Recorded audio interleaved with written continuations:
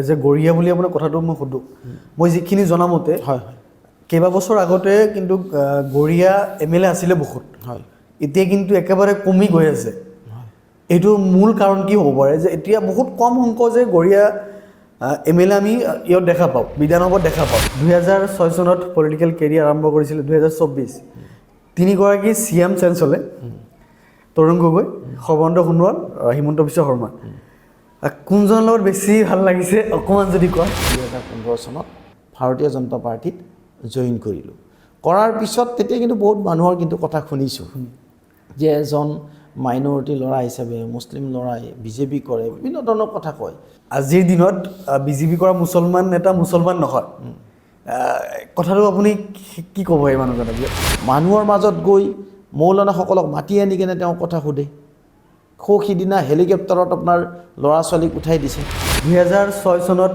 Political career আৰম্ভ কৰিছিলে 2024 চনৰ ডিচেম্বৰ মাহ প্ৰায় 18 বছৰ হ'বই আৰু হ'ব এইখিনিতে যে আপুনি কি পালে কি হেৰালে সকলো মানুহে শত্ৰুতা পৰিহাৰ কৰি কেনে আপোনাৰ মিত্ৰতা স্থাপন কৰি আগুৱাই যাব লাগে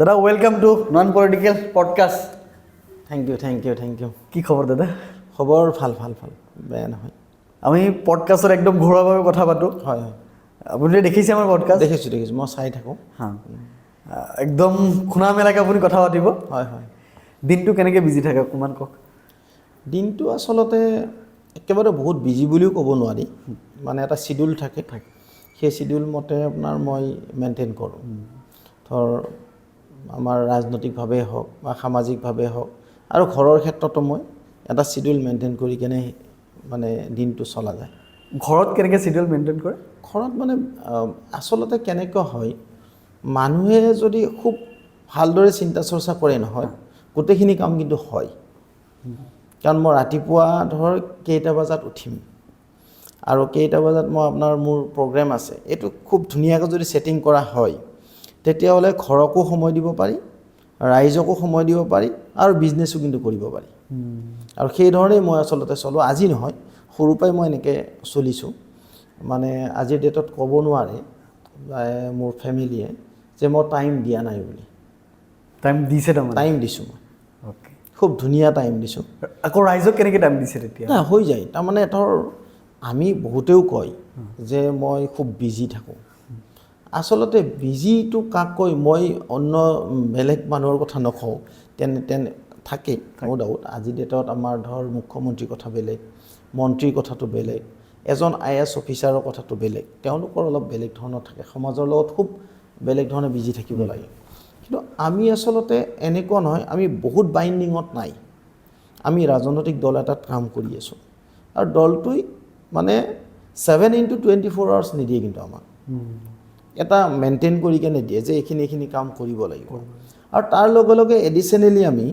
সমাজৰ লগত কিছু কাম থাকে সেইখিনি যে 24 ঘণ্টাৰ ভিতৰত তো মানে মোৰ পৰিয়ালটোই গোটেই টাইম নিবিচাৰে 2 ঘণ্টা 3 ঘণ্টা বিচাৰে এইখিনি টাইম খুব ধুনীয়াকৈ দিব পাৰি আৰু সেইধৰণে মই ৰাতিপুৱা উঠি কেনে আপোনাৰ ল'ৰা ছোৱালীকেইটাক মই থাকিলে মই স্কুললৈ লৈ গ'লোঁ তাৰপিছত নাথাকিলে মাকে লৈ গ'ল এনেকুৱা বা মিটিং হ'ল মিটিং কৰিলোঁ আৰু ক'ৰবাত ধৰ মিটিং হৈ শেষ হৈ গ'ল আকৌ আহিলোঁ এই ধৰণে মানে মোৰ হেৰিটো চলি থাকে আপোনাৰ পলিটিকেল জাৰ্নি কংগ্ৰেছৰ পৰা ষ্টাৰ্ট হৈছিলে হয় 2007 চনত নে 6 চনত একচুৱেলি মোৰ 2006 চনৰ 20 ফেব্ৰুৱাৰীত মই কংগ্ৰেছত জইন কৰিছোঁ হিমন্ত বিশ্ব শৰ্মা ডাঙৰীয়াৰ লগত নেতৃত্বত আপুনি জইন কৰিছে হয় তো তাৰ পৰা ষ্টাৰ্ট কৰি আপুনি জাৰ্নিটো গ'ল তাৰপিছত আকৌ বিজেপিত আহিলে হয় অকণমান জাৰ্নিটো কওকচোন যে কেনেকৈ তাৰমানে কংগ্ৰেছৰ পৰা কিয় বিজেপিলৈ নাই আচলতে মই যেতিয়া মোৰ ছাত্ৰ জীৱনৰ পৰাই আচলতে ৰাজনীতিটো আৰম্ভ হোৱা বুলি ক'ব পাৰি 1997-98ত মই শৰাইঘাট কলেজৰ মই জেনেৰেল ছেক্ৰেটাৰী আছিলোঁ তাৰ পিছৰ পৰ্যায়ত মই 2000 চনত অসমৰ খিলঞ্জীয়া মুছলিমসকলৰ হৈ মই এটা অৰ্গেনাইজেশ্যন কৰিছিলোঁ মুছলিম যুৱ পৰিষদ হিচাপে তেতিয়া মই মানে আপোনাৰ আন্দোলন মই একচুৱেলি আন্দোলন বিৰোধী আছিলোঁ, আন্দোলন কৰা নাছিলোঁ। মই মানে প্ৰতিবাদ কৰোঁ যে এই ধৰণে কাম হ'ব লাগে। অসমৰ খিলঞ্জীয়া মুছলিমসকলৰ ৰাজনৈতিক, অৰ্থনৈতিক, সামাজিক যিটো অধিকাৰৰ ক্ষেত্ৰত মই কিছু দাবী উত্থাপন কৰিছিলোঁ চৰকাৰক। তাৰ পৰৱৰ্তী সময়ত এইখিনি কথা ক'বই লাগিব যে মাননীয় মুখ্যমন্ত্ৰী বৰ্তমান এতিয়া হিমন্ত বিশ্ব শৰ্মা ডাঙৰীয়াই তৰুণ গগৈ ডাঙৰীয়াৰ লগত আলোচনা কৰি কেইবাটাও সমস্যা আমাৰ সমাধান কৰি দিছিলে। তাৰ পৰৱৰ্তী সময়ত 2006 চনৰ 20 ফেব্ৰুৱাৰীত মই কংগ্ৰেছত জইন কৰিছিলোঁ। আৰু কংগ্ৰেছত জইন কৰি মেলি কেনে তেতিয়া আমি কাম কৰিছোঁ, বহুখিনি কাম কৰিছোঁ। ইউথত থাকিলোঁ, তাৰপিছত হ'লচেল কনজিউমাৰ কোঅপাৰেটিভ ছ'চাইটি মই ব'ৰ্ড অফ ডাইৰেক্টৰ হিচাপেও কাম কৰিছিলোঁ। তাৰে পিছত গৈ আপোনালোকেতো গমেই পায় ৰাজনৈতিক ক্ষেত্ৰখনত ওলাট পালট হৈ থাকে। আৰু মাননীয় আমাৰ বৰ্তমানৰ মুখ্যমন্ত্ৰী ডাঙৰীয়াৰ নেতৃত্বতে যিহেতুকে মই ৰাজনীতি আৰম্ভ কৰিছিলোঁ, তে 2015 চনত যেতিয়া তেখেতে বিজেপিত জইন কৰিলে, হয়তো কোনোবা শুনিলে ভাবিব যে তেওঁ যি কৰে তুমিও সেইটোৱে কৰা নেকি, এনেকৈতো মানুহ ভাবিব পাৰে যে আচলতে কথাটো নহয়। যে তেখেতৰ যিটো আইডিঅ'লজি, তেখেতৰ এটা মানে আপোনাৰ ভৱিষ্যত দ্ৰষ্টা, তেখেতে বহুদিন মানে দূৰলৈ চিন্তা কৰে। এই কথাবিলাক আমি চিন্তা চৰ্চা কৰিছিলোঁ। বিশেষ কৰি এইকাৰণে চিন্তা চৰ্চা কৰি আমি পাইছিলোঁ যে তেখেতৰ ভিতৰত এটা ডাঙৰ কিবা চিন্তা আছে বুলি 2001 চনৰ পৰাই আমাৰ সমষ্টিক প্ৰতিনিধিত্ব কৰিছিল। মই নিজে জালুকবাৰী সমষ্টিৰ এজন যুৱক, এজন ভোটাৰ আছিলোঁ। তো সেই হিচাপত তেখেতৰ লগতে মই 2015 চনত ভাৰতীয় জনতা পাৰ্টিত জইন কৰিলোঁ। কৰাৰ পিছত তেতিয়া কিন্তু বহুত মানুহৰ কিন্তু কথা শুনিছোঁ যে এজন মাইনৰিটি ল'ৰা হিচাপে মুছলিম ল'ৰাই বিজেপি কৰে, বিভিন্ন ধৰণৰ কথা কয়। কিন্তু তাৰ প্ৰতি উত্তৰত মই কিন্তু বেয়াকৈ কোৱা নাছিলোঁ। কিয় কোৱা নাছিলোঁ? যে মই জইন কৰিছোঁ, এইটো এটা নতুন, বিজেপিত বহুত মানে মানুহ জইন কৰা নাছিল এতিয়া। তো তেতিয়া ভাবিছোঁ যে সময়ত ইয়াৰ উত্তৰ ৰাইজে পাব বা মোৰ বন্ধুসকলে পাব। কিন্তু পৰৱৰ্তী সময়ত এতিয়া যিসকল ব্যক্তিয়ে মোক বাধা দিছিলে যে কিয় বিজেপিত জইন কৰিলা, যে হিমন্ত বিশ্ব শৰ্মা ডাঙৰীয়া গ'ল তুমিও যাবা নেকি, কিন্তু আজি সেই ব্যক্তিসকল কিন্তু আমাৰ লগতে আহিছে, ভাৰতীয় জনতা পাৰ্টিত জইন কৰিছে, দায়িত্বত আছে। তেওঁলোকে কিন্তু মুখৰ আগতে কৈছে যে আমি ভুল আছিলোঁ, যে তুমি কিন্তু শুদ্ধ আছিলা, যে ঠিক মানে সঠিক সিদ্ধান্ত লৈছিলা 2015 চনত। তো আজি 2015 চনৰ পৰা এতিয়ালৈকে দলে দায়িত্ব দিছে, বিভিন্ন ধৰণৰ দায়িত্ব দিছে। মই ভাবোঁ যে ভাৰতীয় জনতা পাৰ্টি দলত জইন কৰাৰ পিছত 2017 চনত মই মাইনৰিটি মৰ্চা ষ্টেট ছেক্ৰেটাৰী থাকিলোঁ, 18 চনত জেনেৰেল ছেক্ৰেটাৰী, তাৰপিছত 20 চনৰ পৰা এতিয়ালৈকে মই ভাইচ প্ৰেছিডেণ্টৰ দায়িত্বত আছোঁ। দলগাঁও কনষ্টিটুৱেঞ্চিত ইলেকশ্যনৰ সময়ত কেইবাটাও নিৰ্বাচন হৈ গ'ল, লোকসভা, বিধানসভা, মই ইলেকশ্যন ইনচাৰ্জ হিচাপে দায়িত্বত আছোঁ। তাৰে পিছত এতিয়া মানে আমাৰ যিটো খিলঞ্জীয়া মুছলমান যে আন্দোলন কৰিছিলোঁ, সেই আন্দোলন কৰাৰ ফল 2018 চনত এটা পাইছোঁ আমি। মাননীয় মুখ্যমন্ত্ৰী মহোদয় 5টা জনগোষ্ঠীৰ আপোনাৰ 100 কোটি টকা চেংচন কৰিলে চেঞ্চাছৰ নামত। আৰু 2022 চনত মুখ্যমন্ত্ৰী হৈয়ে অসমৰ খিলঞ্জীয়া মুছলমান হিচাপে গৰীয়া, মৰীয়া, দেশী, চয়ত, জলাক আপোনাৰ খিলঞ্জীয়া হিচাপে স্বীকৃতি প্ৰদান কৰিলে। আৰু বৰ্তমান প্ৰত্যেক ডিষ্ট্ৰিক্টতে এটা এটা কমিটি হৈছে, ছাৰ্ভে কমিটি, গভৰ্ণমেণ্ট কমিটি। তাৰে মই কামৰূপ জিলাৰ মেম্বাৰ, আমাৰ ছাৰ্ভে চলি আছে। তো মই ভাবোঁ যে 2000 চনত যিটো আমি প্ৰতিবাদ কৰিছিলোঁ, আন্দোলন কৰিছিলোঁ, সেইটো এতিয়া দিছে, এতিয়া আমি ফল পাইছোঁ। তো মই ভাবোঁ যে ৰাজনৈতিকভাৱে যদি আমি সচেতন হওঁ, ভালদৰে যদি কাম কৰোঁ, তেতিয়া নিশ্চিতভাৱে ফল আমি পাম। কিন্তু কথাটো হ'ল কি, ফল পাবৰ কাৰণে কিন্তু কাজিয়া কৰিব নালাগে। খুব এটা মানে ডিজাইনত থাকিব লাগিব, অলপ ধৈৰ্য থাকিব লাগিব। কোনোবা কিবা এটা ক'লেও সহ্য কৰিব লাগিব, তাৰ প্ৰত্যুত্তৰ খুব বেয়াকৈ দিলে নহ'ব। সেনেকৈ একচুৱেলি আপোনাৰ মোৰ মানে পৰিক্ৰমাটো আৰম্ভ হৈছে আৰু বহুত ভাল, এতিয়া বেয়া নালাগে, ৰাইজৰ মাজত আছোঁ, যাৰ ফলত আজি তোমাক লগ পাইছোঁ। এইবিলাক কৰাৰ কাৰণে আজি তোমাৰ লগত আহি বহি দুআষাৰ কথা ক'ব পৰা এটা সুবিধা পাইছোঁ, বা তুমি মোক সুধিছা যে দাদা আপোনাৰ ৰাজনৈতিক বা ধৰ সামাজিক ব্যৱস্থাটো কি। এইটোৱে হ'ল মানুহৰ মানে কি আনন্দৰ তৃপ্তি, এইটো হ'ল ডাঙৰ মানে শান্তি, যে ৰাইজৰ মাজত দুআষাৰ কথা ক'ব পৰা পৰিৱেশ এটা পোৱাটোৱে ডাঙৰ কথা, 100%। এইটো ডাঙৰ কথা। ৰিচেণ্টলি আপোনাৰ এটা নিউজ ওলাইছিলে, হয় সেই নিউজটোলৈ অকণমান মই সোধোঁ। হয় এজন লিডাৰে কৈছিলে হয় আজিৰ দিনত বিজেপি কৰা মুছলমান নেতা মুছলমান নহয়। কথাটো আপুনি কি ক'ব এই মানুহজনক? আচলতে এই কথাটো মানে আমছু উপদেষ্টা আইনুদ্দিন ডাঙৰীয়াই কথাটো কৈছিলে যে যিসকল ব্যক্তিয়ে বিজেপি কৰে তেওঁ প্ৰকৃত মুছলমান নহয়। আচলতে এই কথাটো তেওঁ কোৱাটো ভুল হৈছে। ময়ো ক'ব নোৱাৰোঁ কোনে কি ৰাজনীতি কৰিব, কোনে কোনটো ৰাজনৈতিক দলত থাকিব, কোনে কোনটো আদৰ্শত থাকিব, সেইটো নিজৰ কথা। মুছলমান হয় নে নহয় এই কথাটোৰ সিদ্ধান্তটো আচলতে কোনো বিশ্বৰ ব্যক্তিয়ে দিব নোৱাৰে। কোন মুছলমান, কোন প্ৰকৃত মুছলমান এই কথাটো আপোনাৰ হয়তো ডিছকাশ্যন কৰিলে মুফতিসকলে হয়তো দুই এটা কথা ক'ব পাৰে বা মুহাদ্দিছসকলে ক'ব পাৰিব যে আপুনি এই কামটো কৰি আছে, এইটো কৰিলে ভুল হ'ব বা এই কামটো কৰিব নালাগে, এইটো হদিছৰ বিৰুদ্ধ হয়, কোৰাণৰ বিৰুদ্ধ হয়, এইটো কৰিলে আপুনি প্ৰকৃত মুছলমান হৈ নাযাব, কিন্তু ফাৰিক হ'ব। তো তেওঁ যিটো কথা কৈছে এটা ৰাজনৈতিক দলত থকাৰ বিনিময়ত মই প্ৰকৃত মুছলমান নহ'ম, এইটোতো আচলতে খুব কাণ্ডজ্ঞানহীন কথা কৈছে। তেওঁৰ যিটো জ্ঞানৰ পৰিসৰ সেইটো ৰাইজে গম পাই গ'ল যে তেওঁলোকে কেৱল কাৰোবাৰ ডিক্টেশ্যনত যে চলে, যে বিৰোধ কৰিব লাগে কাৰণে কৰিব লাগে, এইটো কথা নহয়। আচলতে এটা ৰাজনৈতিক দলে নেতৃত্ব বা এটা ৰাজনৈতিক দলৰ নেতৃত্বত এখন চৰকাৰ চলি আছে, সেই চৰকাৰখনৰ লগত সহযোগ কৰি আমাৰ সমস্যাখিনি সমাধান কৰাটোৱে নৈতিক দায়িত্ব আৰু কৰ্তব্য। আজি আপোনাৰ এইখিনি কথাৰ মাজত মই প্ৰসংগ নহ'লেও প্ৰসংগৰ বাহিৰত এটা কথা ক'ব বিচাৰিম যে ভাৰতত আমি সংখ্যালঘু, ঠিক তেনেকৈ হিন্দুসকল বাংলাদেশত সংখ্যালঘু।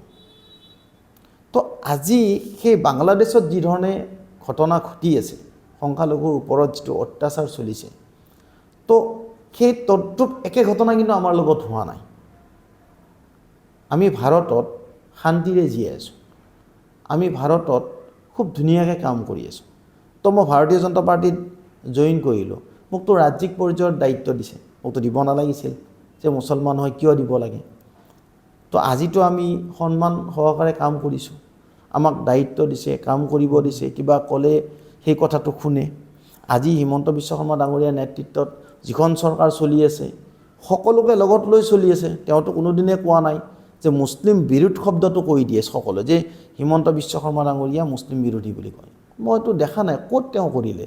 ডক্টৰ হোৱাৰ কথা কৈছে, ইঞ্জিনিয়াৰ হোৱাৰ কথা কৈছে, ডাঙৰ মানুহ হোৱাৰ কথা আছে, IAS হওক IPS হওক, এই কথাটো হিমন্ত বিশ্ব শৰ্মা ডাঙৰীয়া কৈছে।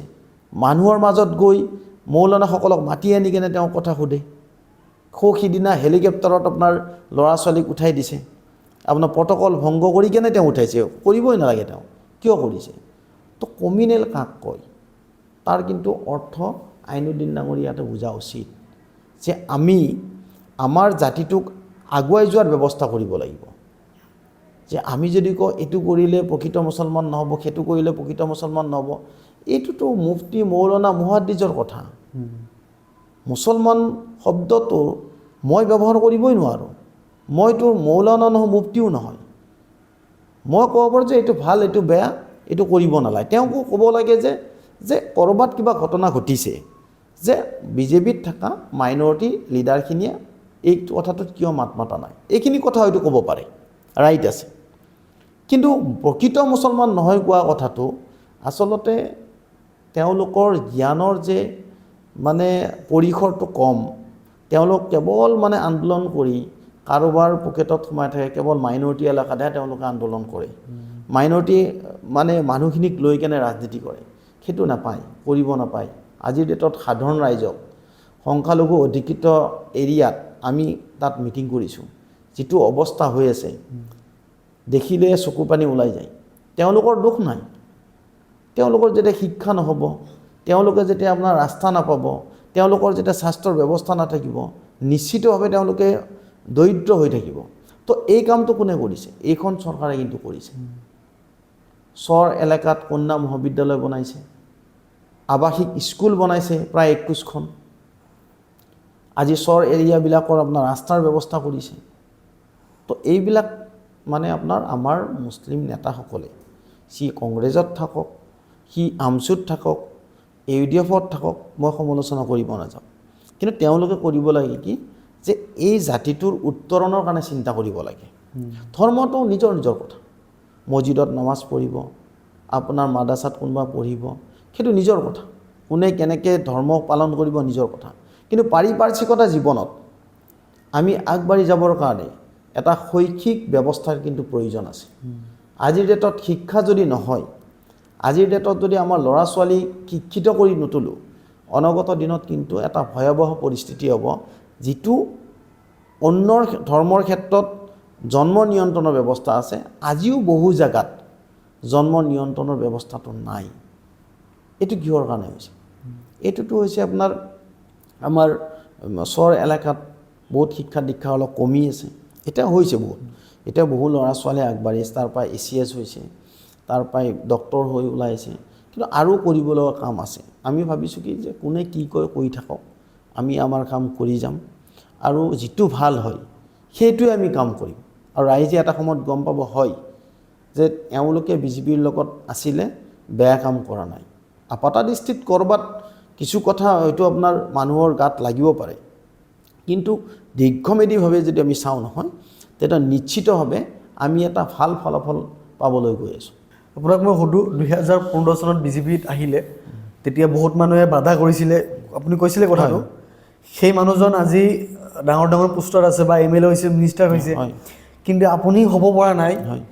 গৰীয়া মুছলিম বুলি হ'ব পৰা নাই, কিহৰ কাৰণে নাই হ'ব পৰা নাই? তাৰমানে আচলতে এইটো মানে MLA মন্ত্ৰী বা এই ধৰণৰ কথাটো আছে বাৰু, আমিও এটা ইচ্ছা আছে যে আমিও ক'ৰবাত কিবা এটা কৰিম, কিন্তু যিহেতুকে দলৰ কিছুমান নীতি আৰু আদৰ্শ আছে বা সমষ্টি 126টা আছে, তাৰে ভিতৰত আমাৰ এলায়েন্স পাৰ্টনাৰ আছে, তো ক'ৰবাত নহয় ক'ৰবাত কোনোবা এজনে যদি পায়, কোনোবা এজনে নাপাব।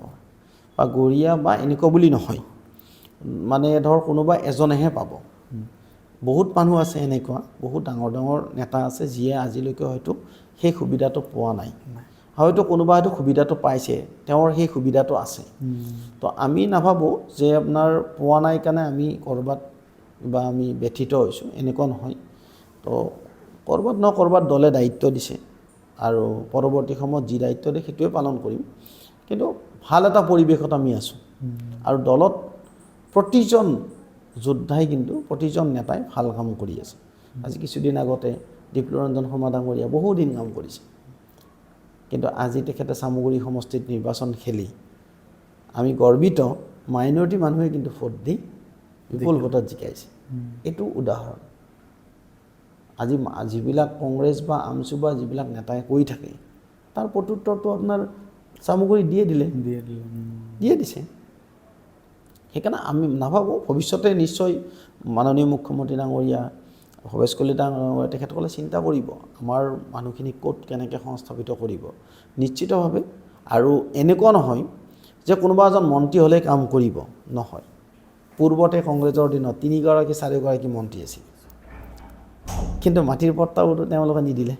সংখ্যালঘু ৰাইজৰ আজিও সমস্যা হৈ থাকিলে, কিন্তু আজি কিন্তু হিমন্ত বিশ্ব শৰ্মা ডাঙৰীয়াই এই কাম কৰিছে। বহু মানুহ দৰঙত, দলগাঁৱত মাটিৰ পট্টা পাইছে, বিভিন্ন জেগাত মাটিৰ পট্টা পাইছে। সেইকাৰণে ন' ডাউট ইচ্ছাটো চবৰে থাকিব, থাকিব, মোৰো আছে। এনেকুৱা নহয় যে মই আজি ইয়াত আপোনাৰ কিবা এটা কথা ক'ম, কালি কিবা ক'ম, এনেকুৱা নহয়। মোৰো আছে, মোৰো এটা এম্বিশ্যন এটা আছে, কিন্তু সেইটো সময়ে ক'ব, বা এটা পৰিৱেশ থাকিব লাগিব, মানে জোৰ জবস্তি নহয়।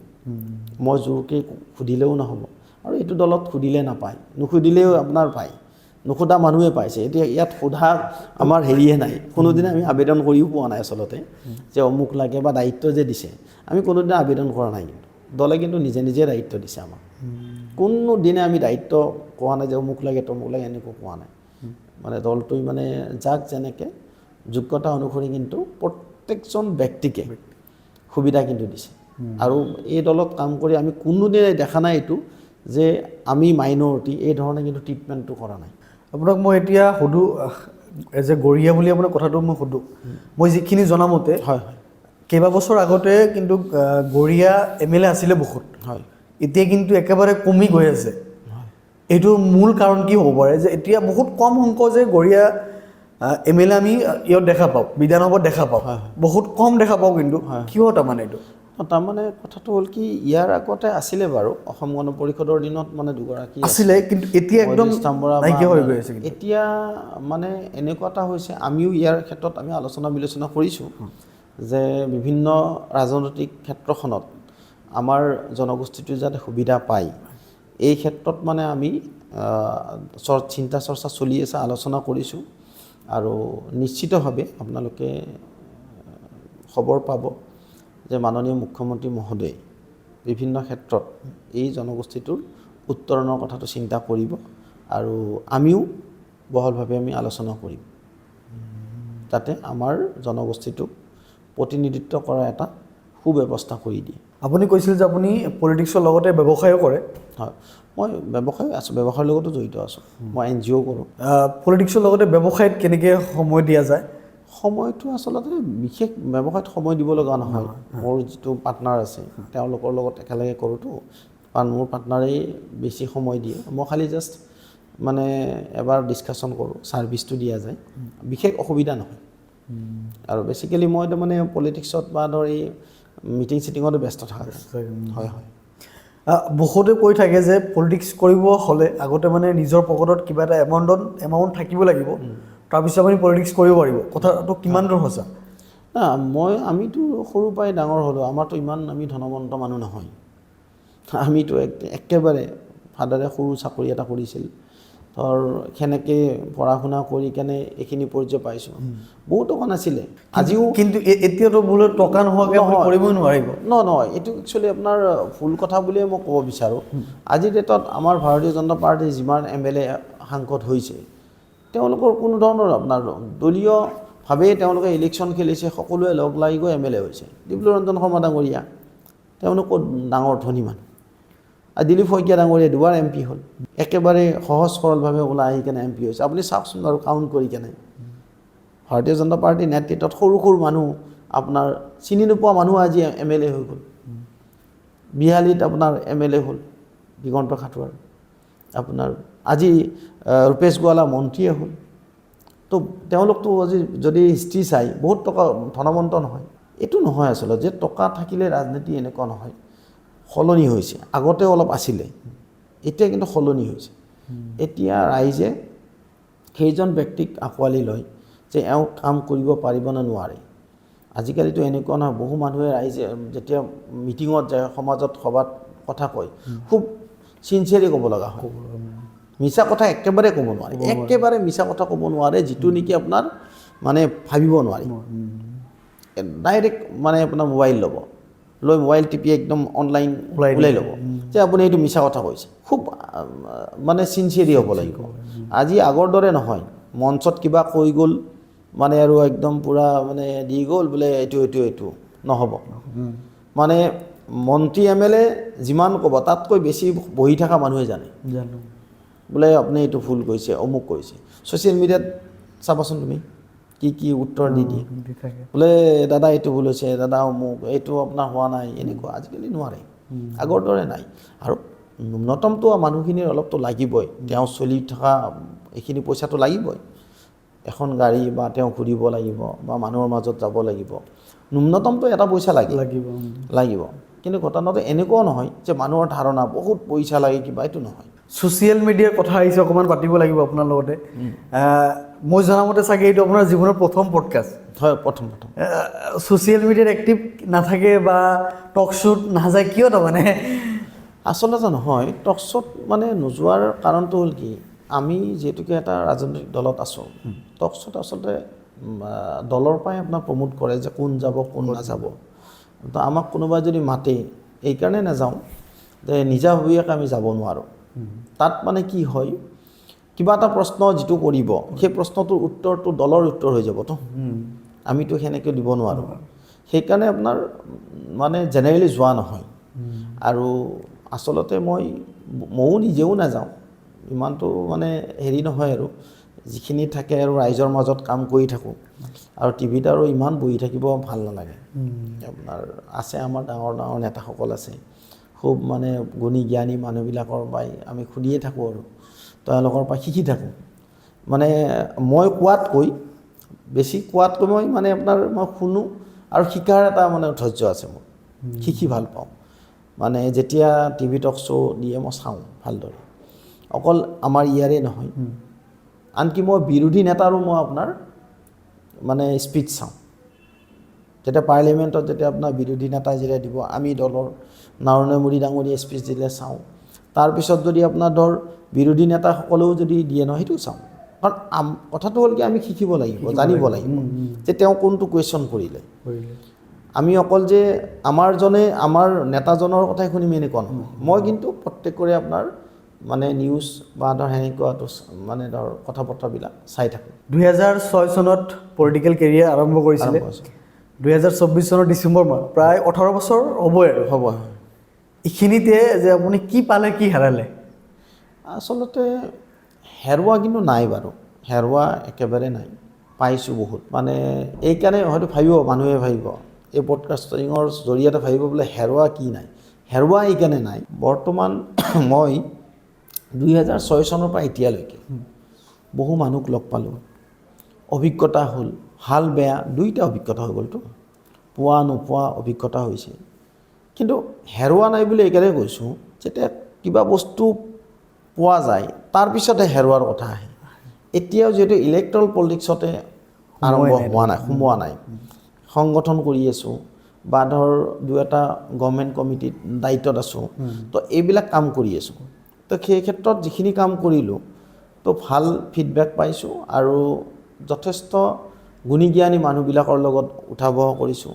কেইবাখন চৰকাৰৰ লগত থাকিলোঁ আপোনাৰ তৰুণ গগৈ ডাঙৰীয়া চৰকাৰ আছিল তেতিয়াও আছিলোঁ আৰু এতিয়া সৰ্বানন্দ সোণোৱাল চৰকাৰ পালোঁ তাৰপিছত মাননীয় মুখ্যমন্ত্ৰী ডক্টৰ হিমন্ত বিশ্ব শৰ্মা ডাঙৰীয়া চৰকাৰ পালোঁ তো এটা ভাল অভিজ্ঞতা হৈছে সেইকাৰণে মই 2006 চনৰ পৰা এতিয়া যিটো জাৰ্ণি এই জাৰ্ণিটো বহুত শিকালে বহুত কিবা পাইছোঁ আৰু পোৱাখিনি ভৱিষ্যতে হয়তো নতুন প্ৰজন্মক যি পালোঁ সেইটো দিব পাৰিম আৰু কিবা যদি অসুবিধাও হৈছে বা কিবা যদি ধৰ তাত অলপ তিতা কেঁহা থাকে সেইখিনিওতো অভিজ্ঞতাই হ'ল সেইকাৰণে সেইখিনিও আপোনাৰ পোৱা বুলিয়ে ক'ব লাগিব আৰু অনাগত দিনত মানে ৰাইজৰে কাম কৰাৰ চিন্তা কিন্তু মই ব্যৱসায়িক নহয় একদম এক্টিভ মানে বিজনেছমেন নহয় মই ৰাইজৰ লগত থাকি সৰু পৰাই ভাল পাওঁ সৰু পৰাই ৰাইজৰ লগত মই আছোঁ 2006 চনত পলিটিকেল কেৰিয়াৰ আৰম্ভ কৰিছিলে 2024 তিনিগৰাকী CM চেঞ্জ হ'লে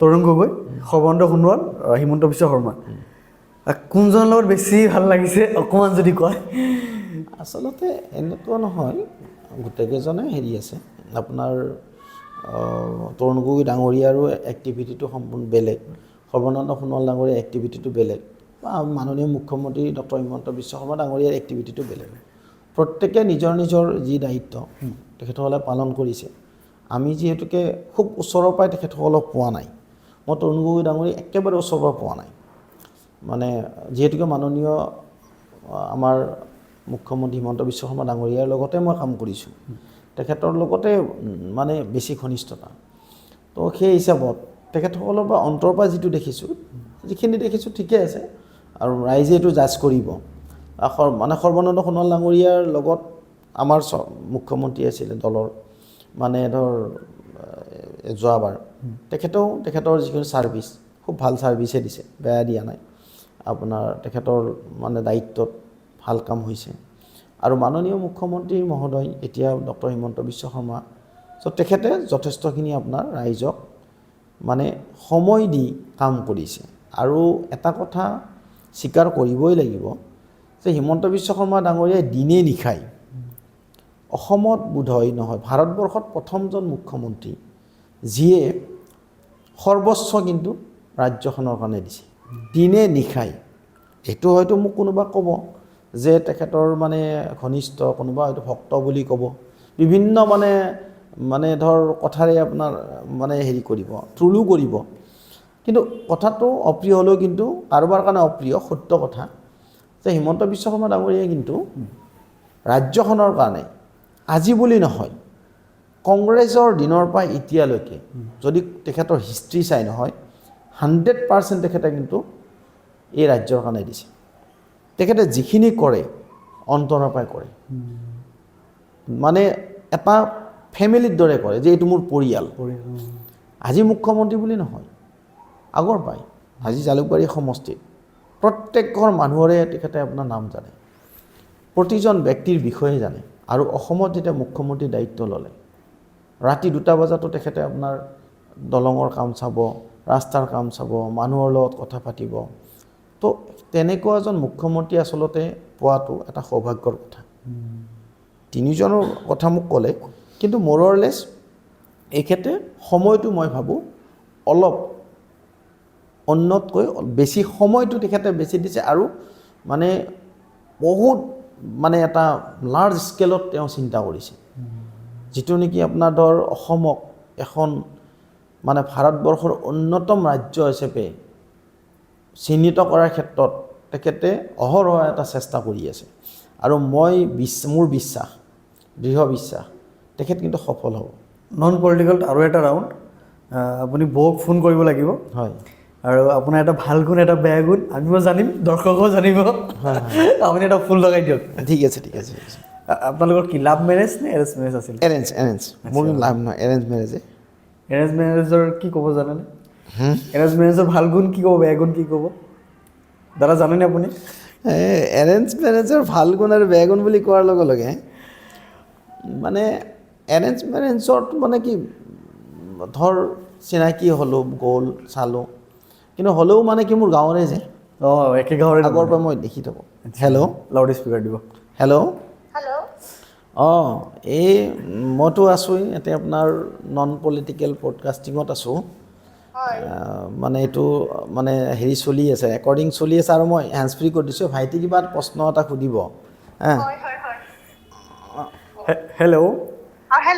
হয়, দাদা আমাৰ পডকাষ্টত বহিছে, নন পলিটিকেল পডকাষ্ট। হয়।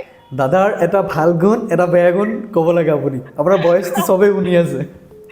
দাদাৰতো বেয়া গুণ ক'ব লগা একোৱে নাই। আগতে ভাল গুণ কৈ লওকচোন, বেয়া গুণটো পিছত ক'ব। দাদা মানে ভাল গুণ মানে দাদাৰ মানে চবকে হেল্প কৰি মানে ভাল পায়। আপোনাৰ মানে যিকোনো এজন মানুহে ধৰি লওক দাদাক কিবা এটা কামৰ কাৰণে যদি আপোনাৰ মানে হেল্প বিচাৰে বা কিবা কৰে, দাদাই মানে কৰি খুব ভাল পায় মানে সেই বস্তুবোৰ। দাদাৰতো গোটেইটো ভালে গুণ আছে। বেয়া গুণ ক'ব লগা তেনেকুৱা নাই, আৰু বিশেষ খঙো নাই তেখেতৰ। খং নাই নেকি?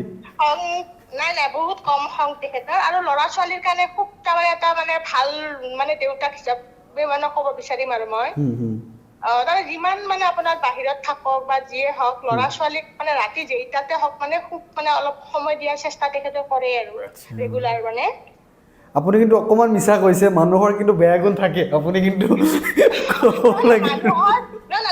মানুহৰ বেয়া গুণ মানে আপোনাৰ ধৰি লওক কোনোবাই যদি আপোনাৰ হয়তো নভবাতকে বেছি কিবা এটা নোহোৱা কথা কয়, তেতিয়াতো মানুহৰ মানে খংটো উঠিব, সেইটো নহয়। কিন্তু জানা মানে দাদাৰ একদমেই খং কম। আচ্ছা, সময় দিয়ে না? এনেতো ৰাজনৈতিক নেতাবোৰক সময় কম দিয়ে ফেমিলিক। না, দাদাই মানে যিমানখিনি পাৰে আমাৰ পৰিয়ালক খুব মানে সময়টো খুব দিয়ে মানে। আৰু আমি মানে দাদা মই মানে ৰাতি দেৰিকে শুওঁ, আৰু দাদা মই মানে ৰাতিয়ে ডিছকাছ কৰোঁ, মানে যি কথা মানে থাকে ডিছকাছ কৰিব লগা থাকে, আমি ৰাতিয়ে মানে সময়খিনি পাওঁ দাদাৰ পৰা, খুব মানে সময়খিনি পাওঁৱেই। অ'কে। আৰু এটা কথা আপোনাক সুধোঁ, আপোনাৰ নাম্বাৰটো দাদা কি বুলি ছেভ কৰিছে আপুনি গম পায়নে? মোৰ নাম্বাৰটো দাদাই মানে হেৰি ছেভ কৰিব, হয়তো মাই চেল্ফ বুলিও ক'ব, নহয় মাই ৱাইফ বুলি ছেভ কৰিব। না, আপুনি এটা ক'ব লাগিব, তেতিয়া মই ক'ম কোনটো সঁচা। তাৰমানে নম্বৰ দাদা দুটা আছে বা তিনিটা আছে, হয়তো সেইটো এটাত হয়তো মাই চেল্ফ কৰিব, আৰু এটাত হয়তো মাই ৱাইফ কৰিব। মাই চেল্ফি আছে এইটোতে। ঠিক আছে, থেংক ইউ। দাদাৰ সঁচাকৈ খং নাই নেকি? খং ইমান নাই, মই খং নুঠেই। মানে ঘৰত কি হয়, ঘৰত যেতিয়া মানে ল'ৰা ছোৱালীৰ লগত থাকে, তাই কিবা ক'লে মইহে গালি দিওঁ, এই ল'ৰা ছোৱালীক ক'ব নালাগে একো। মানে তাই অলপ মানে কি পঢ়া শুনাত মানে তাই অলপ গুৰুত্ব দিয়ে ল'ৰা ছোৱালীকেইটাক। মানে মই গ'লে সিহঁতে আৰু মানে ছোৱালীজনীটো সম্পূৰ্ণ বেলেগ বাৰু, তাই পঢ়াতে থাকে। সৰু ল'ৰাটো আৰু সি অলপ মানে পঢ়ে, অলপ মানে কি ল'ৰা মানুহটো, মই যোৱাৰ লগে লগে আৰু মোৰ লগত আহে। মই হ'ব দে পঢ়িব আৰু কি কথা আছে। খংটো ইমান নুঠে, উঠিব লগা খং নায়েই, ঘৰতনো কি খং কৰিম, মানে সেনেকুৱা তেওঁ এনেকুৱা ধৰণৰ কাম নকৰে, বা ঘৰত মা দেউতাতো নাই, ঢুকাল বাৰু, ভাইটিহঁত আছে, সিহঁতৰো সেনেকুৱা মানে গণ্ডগোল নাই। যেতিয়া গণ্ডগোল কিবা থাকিব হেৰি থাকিব তেতিয়া খং উঠে, কিন্তু সেনেকুৱা ধৰণৰ নাই। আৰু ৰাইজৰ লগতো খং উঠিব লগা নাথাকে। কিবা ফোন কৰিব বোলে দাদা এইটো চাই দিব হ'লে হ'ব দে, মানে ৰাতি 2-3 বাজে মোৰ কিন্তু মোবাইল বন্ধ নাথাকে। তুমিও পাইছা বোধহয়, মোবাইল মোৰ কোনোদিনে বন্ধ নাথাকে, মানে 7/24 hours। সেইটোৱে মই ৰাতি এদিন আমি 1 বজাত কথা পাতি আছিলোঁ, মই কৈছোঁ 1 বজাতো কথা পাতি আছোঁ, তোমাৰ টোপনি নাহে নেকি? মই তাৰমানে কি হয়, ফোনটো বন্ধ মানে নকৰাৰ এটা কাৰণ আছে।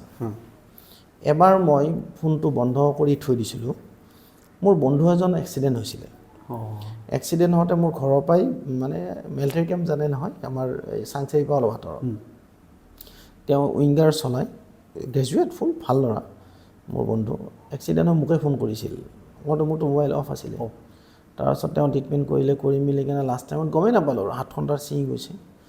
তাৰপাছত 2 মাহ 3 মাহ পিছত গম পালোঁ যে তাৰ এক্সিডেণ্ট হৈছে। কৈছে তোকে মই ফোন কৰিছিলোঁ, কিন্তু ফোনটো বন্ধ পালোঁ, নহ'লেতো মোৰ হাতখনো কাটা নগ'ল হয়।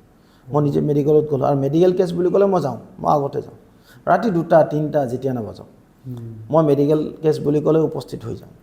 তাৰপিছত তেতিয়াৰ পৰা মই নাই এইটো ছুইচ অফ নকৰোঁ আৰু, মানে তেতিয়াৰ পৰা মানে মোবাইল অফেই কৰা নাই। মোবাইল কিনো বেয়া হ'লে হ'ল আৰু, কিন্তু অফ কৰা নাই এতিয়ালৈকে। আৰু আপোনাৰ ফোন ৰিচিভ কৰোঁ, নন ফোন এনেকুৱা বুলি কথা নহয়, কল বেক কৰি দিম দৰকাৰ হ'লে, কাৰণ কেতিয়াবা মানুহ বিপদত পৰি যায়তো। আৰু মোৰ ফোনটোৰ কাৰণে কেতিয়াবা যদি কাৰোবাৰ যদি অসুবিধা হয়, তাৰ কাৰণে মোৰ বেয়া লাগে, কিজানি মোৰ ফোনটো থাকিলে মই তাক কিবা এটা সহায় কৰিব পাৰিলোঁ হয়। টকা পইচাটো ডাঙৰ কথা নহয়, ডাঙৰ কথাটো হ'ল মানুহৰ পৰামৰ্শ, এডভাইচ। আৰু মই এই পডকাষ্টিঙৰ জৰিয়তে এটা কথা ক'ব বিচাৰোঁ সকলোকে, মই বুলি নহয়, যে এটলিষ্ট মানুহক তাৰমানে আপোনাৰ বিভিন্ন ধৰণে সহায় কৰিব পাৰি। মানুহ ভাবে বোলে মোক ফোন কৰিছে পইচাৰ কাৰণে ফোন কৰিছে নেকি, নহয়, পৰামৰ্শটো বহুত ডাঙৰ কথা। বহু মানুহে আপোনাৰ লেক অফ নলেজৰ অভাৱতো আপোনাৰ বহুত পিছুৱাই যায়। আমাৰ বহুত গাঁও অঞ্চলত ল'ৰা ছোৱালীবিলাক পঢ়া শুনা আছে, কিন্তু তেওঁলোকে কমিউনিকেট কৰিব নোৱাৰাৰ কাৰণে তেওঁলোকে প্ৰতিভাটো বিকাশ কৰিব নোৱাৰে। আমি সেইবিলাকৰ ক্ষেত্ৰতো আমি চাব লাগে। তো মোৰ মানে এইটো যে খং আমি কেতিয়া কৰিম, যেতিয়া মোক বহুত বেলেগকৈ কষ্ট দিয়ে তেতিয়া আপোনাৰ খং হয়। সেনেকুৱা বাৰু কষ্ট পোৱাও নাই।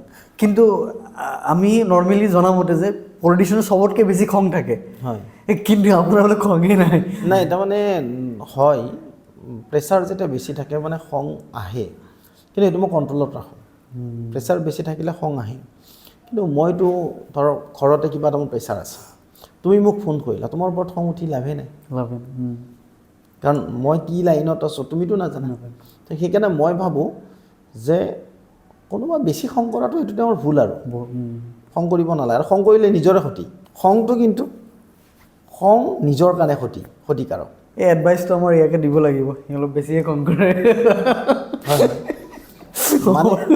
মানে খং কৰিব নালাগে দৰাচলতে, আৰু যিমান পৰা যায় খুব মানে যদি বেছি খং উঠে তেতিয়াহ'লে চকুটো মুজি কেনে মাটিৰ ফালে চালে হ'ল, আৰু তেতিয়া অন্ততঃ খং থামি যাব।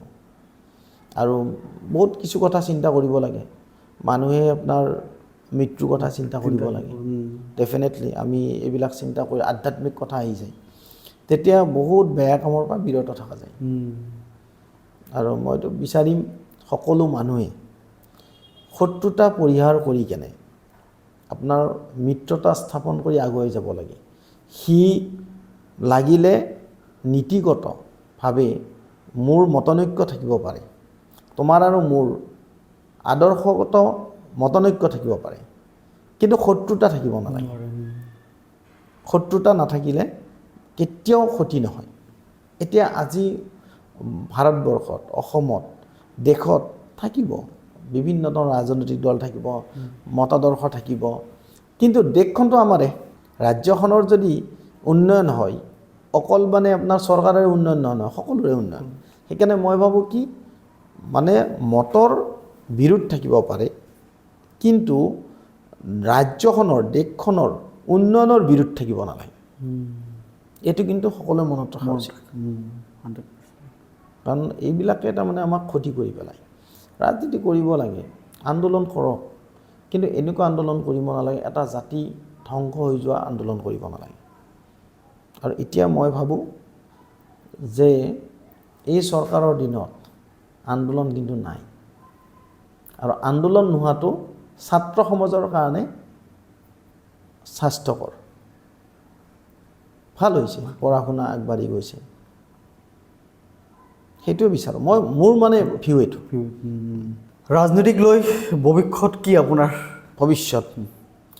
ভৱিষ্যত ৰাজনীতিটো মানে কি হয়, নিজেওতো চিন্তা কৰিতো পাৰ নাপাওঁ যে দলত আছোঁ, দলে যি সিদ্ধান্ত লয় সেইটোৰ ওপৰতে আপোনাৰ আমাৰ সিদ্ধান্ত।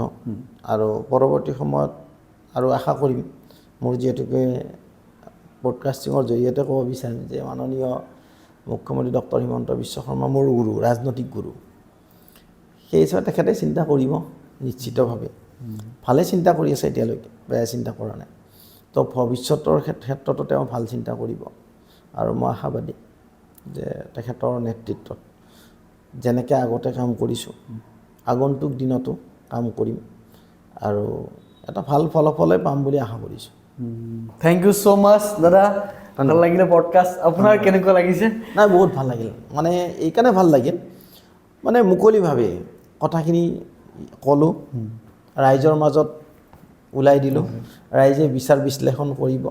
আৰু এই কথোপকথনত যদি থাকিব পাৰে ক'ৰবাত ভুল কুট থাকিব পাৰে, তাৰ ক্ষেত্ৰত ময়ো মানে সেইসকল যিসকল ব্যক্তি ক'ৰবাত হয়তো হাৰ্ড হ'ব পাৰে, তেখেতসকলৰ ওচৰত মই সহপাৰ্থী, কাৰণ থাকিব, মই কোৱা কথাটো প্ৰত্যেকৰ কাৰণে একচেপ্টেবল নহ'ব পাৰে, কিন্তু মই বিচাৰিম যে নিজৰ কেতিয়াবা অনাস্বীকৃতভাৱে ভুল হোৱাটোকো আপোনাৰ ভুল বুলিয়ে স্বীকাৰ কৰিব লাগিব। আৰু মই এই পডকাষ্টিঙৰ জৰিয়তে যিখিনি কথা ইয়াত ব্যক্ত কৰিলোঁ, তাত হয়তো ক'ৰবাত ভুল থাকিব পাৰে, ত্ৰুটি থাকিব পাৰে, তাৰ ক্ষেত্ৰত মই ৰাইজৰ ওচৰত সমভাৰ্থী, আৰু ৰাইজে নিশ্চয় আশীৰ্বাদ দিব।